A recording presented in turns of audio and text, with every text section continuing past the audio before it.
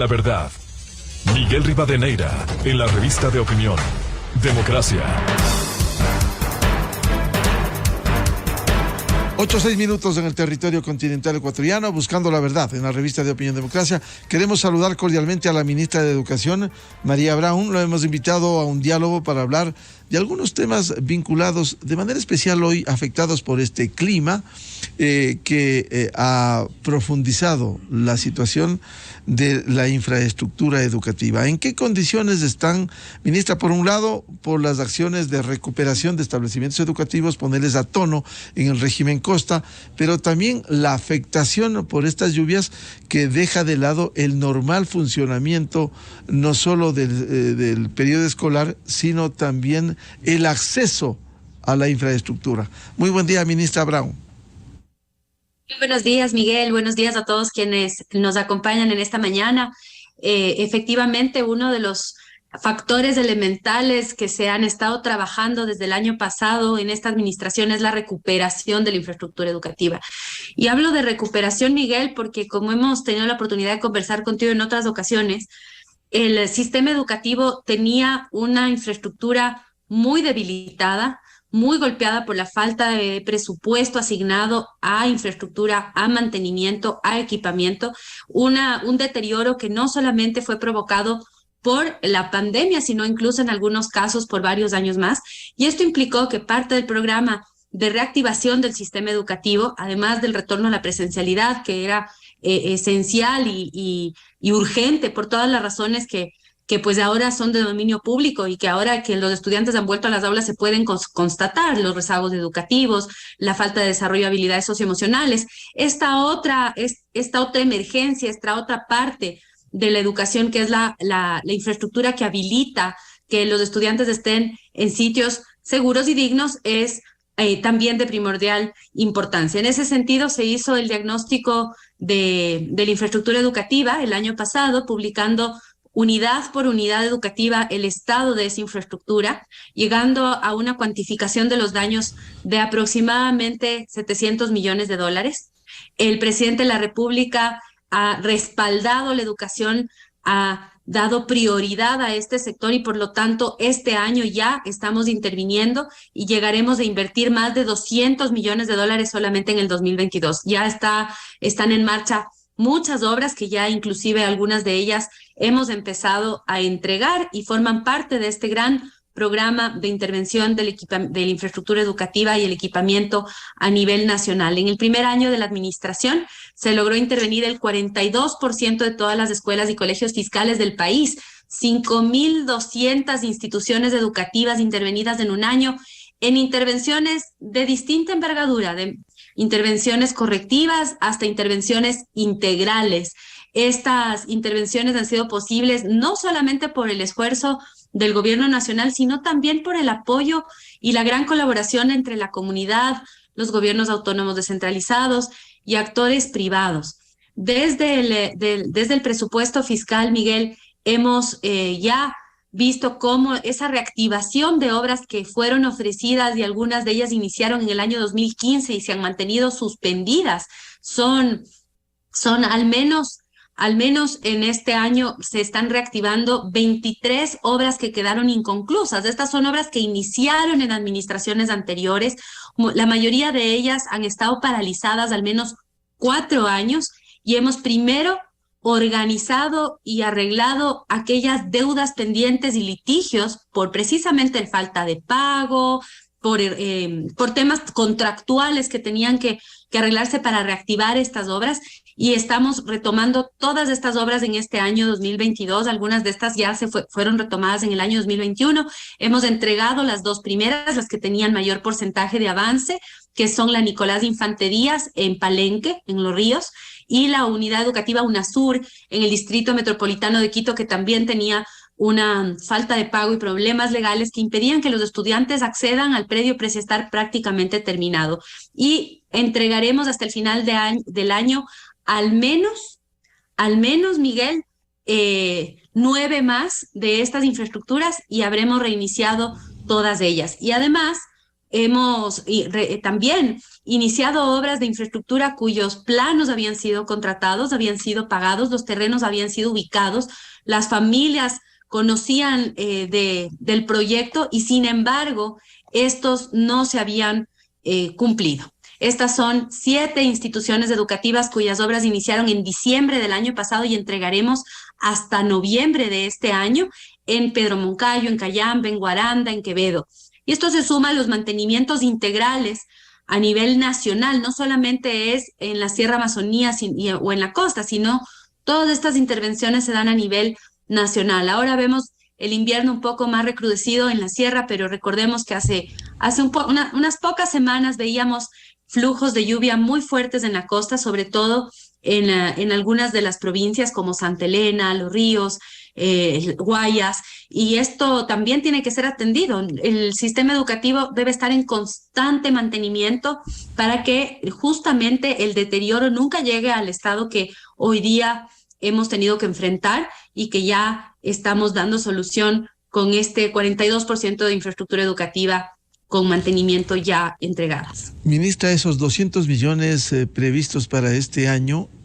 ¿cómo se distribuye? Son 200 millones de dólares que son presupuesto de inversión en su gran mayoría, Miguel. No todo es presupuesto de inversión, pero la gran mayoría es presupuesto de inversión. 140 millones aproximadamente son obras contratadas a través de programas de inversión y aproximadamente 50 millones de dólares son contratados de gasto corriente para compra de insumos y mantenimientos menores. Estos nos permiten, por ejemplo, adquirir kits para reparar techos, para reparar fallas en pintura, para reparar fallas menores en algunos baños, baterías sanitarias. Esa es una de nuestras prioridades, ¿no? El poder adecuar las baterías sanitarias. Y también tiene que ver con el presupuesto que este año se está invirtiendo en materia de reaperturas de infraestructura educativa en zonas rurales que había sido cerrada en el pasado y que poco a poco vamos restituyendo. Como ustedes saben, Miguel, el año pasado, en el primer año de gobierno, culminamos la gestión con 101 instituciones educativas rurales reabiertas y este año estamos trabajando para que al final de la administración del presidente Guillermo Lasso hayamos completado las 900 instituciones educativas reabiertas. Estos 200 millones de fiscales, algunos de gasto de inversión, otros de fuente corriente, se suman también al presupuesto que destinan y acompaña a algunos gobiernos autónomos descentralizados. Hasta el año pasado, hasta el 24 de mayo, es decir, el primer año de gestión, se habría logrado movilizar de distintos actores de la comunidad, de empresa privada, más de 20 millones adicionales, Miguel. Y por lo tanto, esto, por supuesto, es también algo que apoya a la gestión de la educación en el país y demuestra el compromiso que tienen muchos sectores del país con la educación, la prioridad que le dan, la comprensión que tienen de la necesidad que en este momento debemos afrontar con un sistema educativo que tenía unos daños muy severos y que serán abordados a lo largo de toda la administración para alcanzar el 100% de la infraestructura educativa fiscal. Ministra, ahora un rubro importante es el constante mantenimiento como usted ha sostenido. Por un lado, se pone ya en funcionamiento una unidad educativa y por otro, dado los desgastes normales por los años, otros pudieran entrar de nuevo en mantenimiento. Es decir, es un periodo permanente que hay que estar en esa tarea, ministra. Ciertamente, Miguel, y estas intervenciones de gran envergadura que tienen valores cuando son reparaciones de instituciones educativas grandes que tienen un deterioro muy severo, estamos invirtiendo en algunas casi $1 millón, como es el caso del Colegio Otto Arosemena en Guayaquil, que tenía un desgaste muy severo y por lo tanto una reparación de esa infraestructura tiene un costo muy elevado, de cerca, como te digo, de $1 millón. Pero normalmente, si es que tendríamos un presupuesto constante y un mantenimiento permanente de la infraestructura, no debiese ser necesario que lleguemos a ese punto, sino que con una inversión sostenida evitamos que el deterioro sea tal que luego pues casi que cueste más arreglar que construir una nueva. Y también, Miguel, importante mencionar que en este sentido el Ministerio de Educación está complementando los programas de mantenimiento correctivo en lugares que se deterioran ahora por el clima, por inundaciones. Con este programa de reparación de infraestructura, ahora hemos priorizado el culminar esas obras que te acabo de comentar, obras pendientes que habían quedado inconclusas, entregar estas obras a la ciudadanía al tiempo que hacer las reparaciones integrales, y luego tendremos que iniciar un proceso de restitución progresiva que tendrá que continuar después de la administración de este periodo de gobierno, en donde tenemos que ir sustituyendo la infraestructura que fue construida de manera emergente, sobre todo en la zona costera afectada por el terremoto hace algunos años, en donde se construyeron los famosos campamentos o aulas móviles que tienen un periodo de vida útil que ya está llegando a su fin. Y por lo tanto, hoy terminar obras inconclusas, solucionar los problemas y litigios, recibir las obras para poder darles mantenimiento cuando no las habíamos recibido, dar mantenimiento a la infraestructura existente por este monto de $650 millones, y luego sumar a ese plan el poder progresivamente sustituir estos espacios que son pasajeros, que tienen una vida útil corta, por infraestructura definitiva que ya pueda permanecer y perdurar en el tiempo, haciendo que la inversión sea una inversión más sostenible en el tiempo, y además que también esa inversión tenga una mejor rentabilidad, porque invertir varios millones de dólares en espacios que no son permanentes implica que en menos de 10 años tenemos que prácticamente volver a hacer una inversión de cero para una infraestructura definitiva, y eso es lo que estamos viviendo hoy día. Poco a poco tenemos que ir iniciando o iniciar esta sustitución de obras que se realizaron, que eran de aulas móviles. Por lo tanto, es un programa de infraestructura, Miguel, que no solamente va a tener que sostenerse a lo largo de los años del gobierno del presidente Guillermo Lasso hasta el 2025, sino que tiene que estar presente el financiamiento, la programación ordenada de la intervención y mantenimiento de infraestructura en todas las administraciones de educación, tomando en consideración que una vez que la infraestructura esté en buen estado, también tenemos que comenzar a avanzar hacia la dotación de mejor equipamiento, de mejor tecnología, de innovación, tratando de siempre tener al sistema educativo ecuatoriano en mejores condiciones y siempre dar a nuestros estudiantes más oportunidades para aprendizaje innovador. Ministra Braun, siendo importante el mantenimiento de la infraestructura, su equipamiento, ¿cómo está la situación ya dentro de las aulas? ¿Cómo recuperar lo afectado por la falta de presencialidad? ¿Y cómo se ha evaluado el deterioro en los procesos de enseñanza-aprendizaje? Miguel, hemos confirmado lo que habíamos alertado antes de iniciar la presencialidad ya en Sierra y en Costa, en todo el país. Vemos y constatamos que el rezago educativo es una realidad y se suma a ese rezago educativo que hemos podido observar en el mundo. Recientemente en la reunión de ministros de Educación de América Latina y el Caribe hemos podido comparar experiencias de la región, y efectivamente no somos el único país que está enfrentando esta crisis educativa, y tenemos que plantear estos programas de nivelación y aceleración de aprendizaje. Estas buenas prácticas que hemos instalado en el Ecuador también han servido de referente para otros países, y nosotros a su vez también hemos podido ver buenas prácticas que otros han estado implementando. La priorización del currículo, la identificación de cuáles son esos conocimientos esenciales ha sido ese primer paso. El nuevo currículo priorizado con sus 4 pilares nos permite abordar el rezago en materia de comprensión lectora, que es un pilar fundamental del aprendizaje autónomo, el saber leer y comprender lo que leemos, y por supuesto también el pensamiento matemático, que va acompañado de la solución de problemas, así como las habilidades socioemocionales y la ciudadanía digital. Posiblemente lo que más ha sido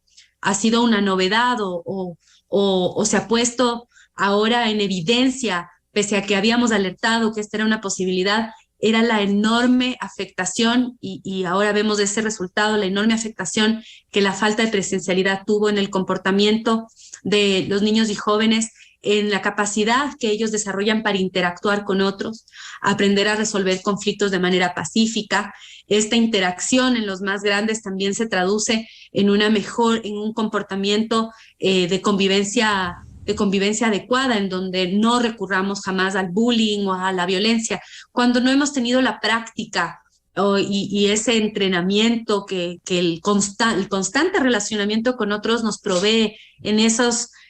primeros años de vida y en la juventud. Entonces vemos que ahora a los jóvenes les ha costado un poco retomar esta socialización. En muchas ocasiones estamos presenciando y viendo cómo hay altos índices de violencia escolar, llámese también bullying o otras formas de violencia, incluso violencia verbal, violencia física, y este proceso de retornar a las aulas ha venido acompañado de una nivelación en lo académico, que sin duda es importante, pero yo diría fundamentalmente empezar un proceso de reacondicionamiento, de readecuación y de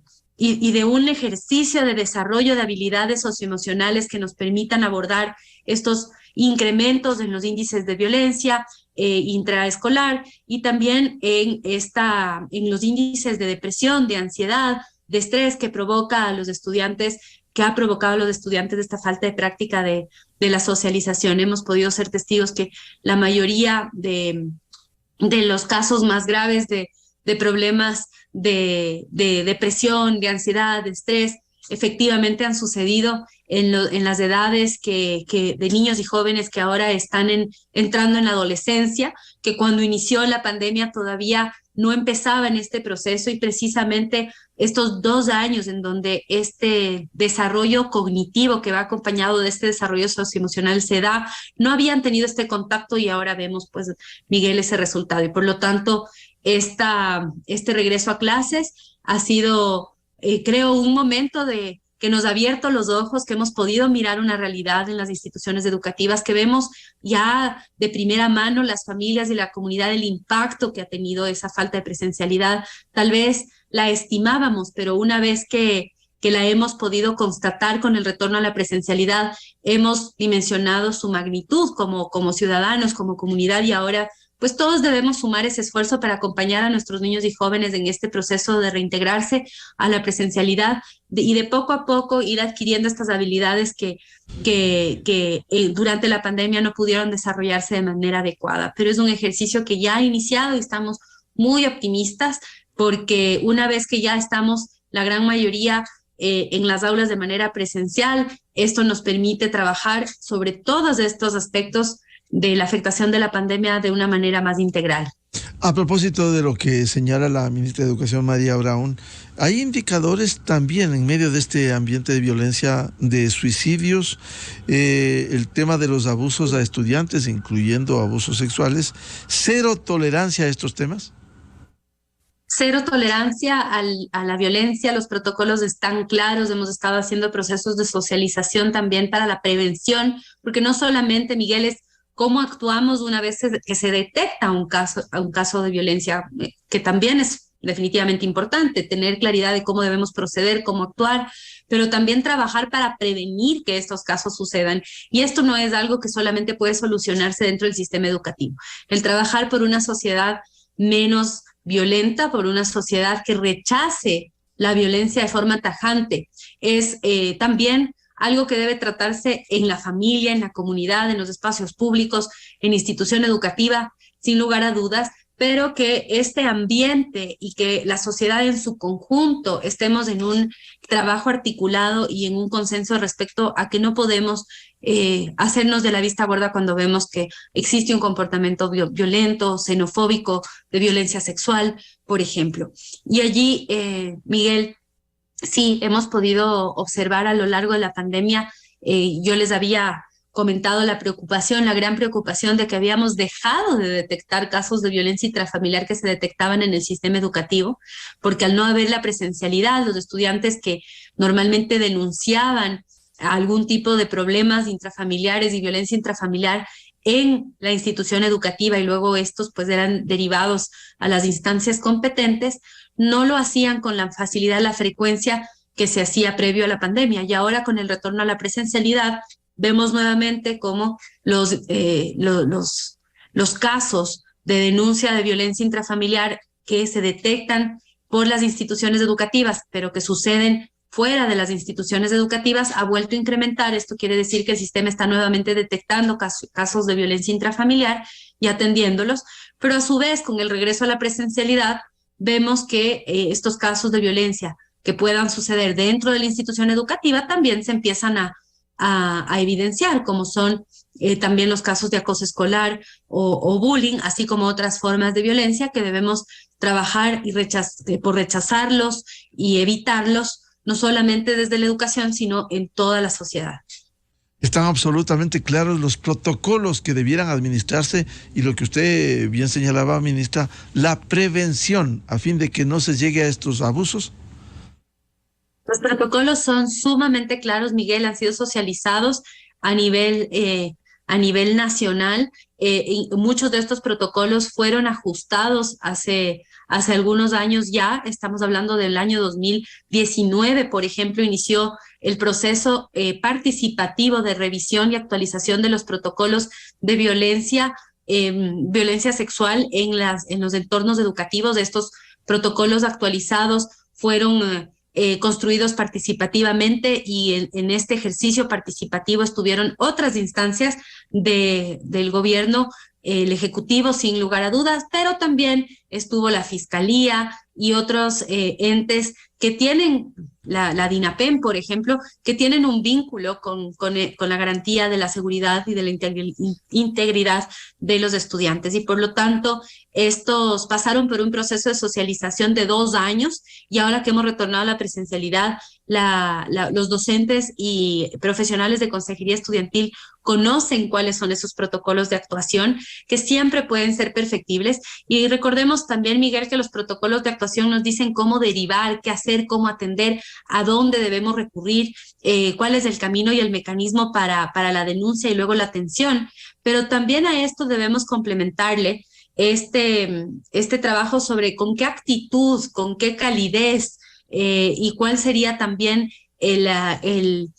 comportamiento deseable, no solamente de quienes son responsables jurídicamente o administrativamente de denunciar y atender estos procesos, sino de la comunidad en su conjunto. Y debemos ver, por ejemplo, cómo reaccionan otros estudiantes frente a actos de violencia, si es que ellos la rechazan, buscan prevenirla o solamente atestiguan estos actos o a veces incluso los arengan, los motivan. Estos son indicadores importantes, cómo trabajamos no solamente en los protocolos formales, sino cómo analizamos el comportamiento comunitario y social de esa comunidad educativa para que también vayamos sensibilizando sobre cómo nosotros, cada uno desde nuestro espacio, puede mejorar el contexto y puede mejorar la calidad de vida de nuestros compañeros, de nuestros niños, de nuestros jóvenes, y no pensar solamente, bueno, esto es una responsabilidad de alguien más, es responsabilidad de la autoridad que en el protocolo dice que es la autoridad la responsable del proceso. Sin duda, hay una responsabilidad administrativa, hay una responsabilidad jurídica, pero también hay una corresponsabilidad ética y hay una corresponsabilidad del entorno social que no podemos tampoco dejar de lado, que no forman parte de un protocolo formal, administrativo o jurídico, pero que sí forman parte de nuestra preocupación y de estos procesos de formación para mejorar ese ambiente escolar. Ministra, quisiera consultarle a propósito de lo que ocurriera con las últimas reformas a la Ley Orgánica de Educación Intercultural, el proyecto que aumentara sin financiamiento de manera irresponsable la Asamblea Nacional del aumento de los salarios a los maestros. Vino el veto del presidente Lasso y hubo la disposición de la Corte Constitucional para su aplicación. ¿Cómo se va a cumplir con estos aumentos en estas condiciones? Miguel, una vez que la Corte reenvió el texto a la Asamblea Nacional pidiendo su publicación, la Asamblea ha procedido a remitir el texto que finalmente fue aprobado para la publicación en el registro oficial, y el Ejecutivo envió una consulta a la Corte Constitucional sobre precisamente algunos detalles de cómo se va a dar la implementación, sobre todo para este año 2022, puesto que lógicamente ya la planificación del Ministerio de Economía y Finanzas estaba entregada y no contemplaba estos rubros, y por lo tanto se hizo una consulta, un pedido de ampliación de información a la Corte. Hemos estado trabajando con el Ministerio de Economía y Finanzas, ya lo estábamos haciendo desde antes incluso, en los distintos escenarios para cumplir con lo que determina la norma y hacerlo de la manera correcta. Ahora, precisamente como te menciono, estamos a espera de en los próximos días. Nosotros esperamos, suponemos que ya vamos a tener una respuesta por parte de la Corte respecto a este pedido de ampliación de información. Asimismo, este día jueves tenemos una nueva reunión con los gremios, que recordemos que además en paralelo hemos estado trabajando con los gremios de docentes en la redacción del reglamento de la ley, en la cual uno de los capítulos importantes es el reglamento a ese escalafón que se publicó, y asimismo en paralelo hemos avanzado en el proceso de ascensos de categorías de docentes, un proceso de ascensos que no se había dado en varios años, al cual postularon más de 6,000 docentes. Se confirmaron y verificaron en el proceso de ascenso los documentos entregados por los docentes, y ahora ascenderán de categoría. Son 4,697 docentes, Miguel, que a partir del mes de julio también ascienden de categoría en este primer proceso de ascenso que tiene el Ministerio de Educación. Ha sido una administración que ha puesto muy en alto la importancia del diálogo con los docentes, del trabajo y de la dignificación de la carrera profesional, llevando a cabo no solamente este proceso de ascensos que acabo de mencionar, sino el pago de ese bono que estaba pendiente a los docentes fiscomisionales por pandemia de $200, el inicio del pago del incremento salarial de docentes recategorizados en años anteriores que estaba pendiente, así como los procesos de sectorización general que no se habían dado ya también en varios años, y seguiremos trabajando junto a los docentes por otro tipo de actividades que complementan el salario, como son la carnetización, que llegó a casi la totalidad de los docentes fiscales del país y que ahora les otorga beneficios en varios establecimientos asociados, que nos permite tener descuentos y beneficios en estudios y en algunos proveedores de servicios que son parte de este programa de carnetización, y también el programa de formación permanente, que es el Plan Nacional de Formación Permanente, que permite que los docentes accedan a procesos formativos en itinerarios que son construidos también con ellos y en respuesta al diagnóstico o a lo que ellos nos contaron, nos dijeron de primera mano que les interesaba conocer y que sentían que eran áreas que podían fortalecerse. Todo un trabajo, toda una arista de las prioridades del ministerio, de los objetivos que nos hemos planteado, tienen que ver con el fortalecimiento de la plantilla docente, porque entendemos y somos absolutamente conscientes que los docentes son quienes conducen este proceso educativo, están en el centro de ese proceso de la transformación y la calidad de la educación, y por lo tanto son nuestro aliado principal, Miguel. Así que continuamos en esos diálogos y cumpliremos con lo que ha determinado la Asamblea Nacional respecto a los artículos referentes al escalafón docente. Por tanto, ministra, para concluir, se espera el pronunciamiento a la consulta emitida por el Ejecutivo sobre la aplicación de estas reformas para de inmediato implementar en lo posible estos aumentos.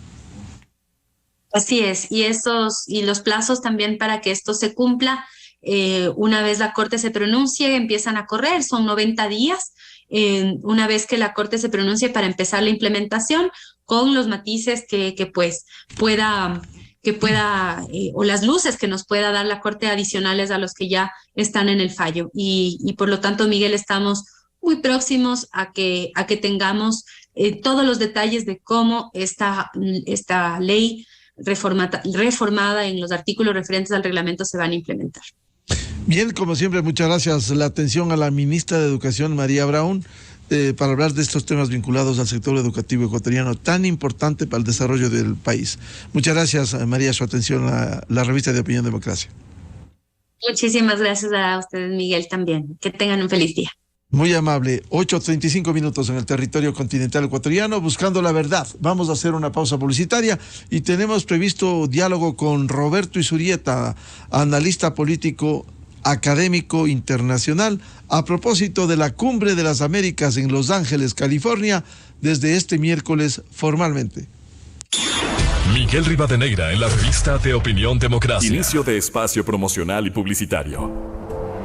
Richard Carapaz sabe lo que significa el esfuerzo. Para alcanzar el éxito afrontó un camino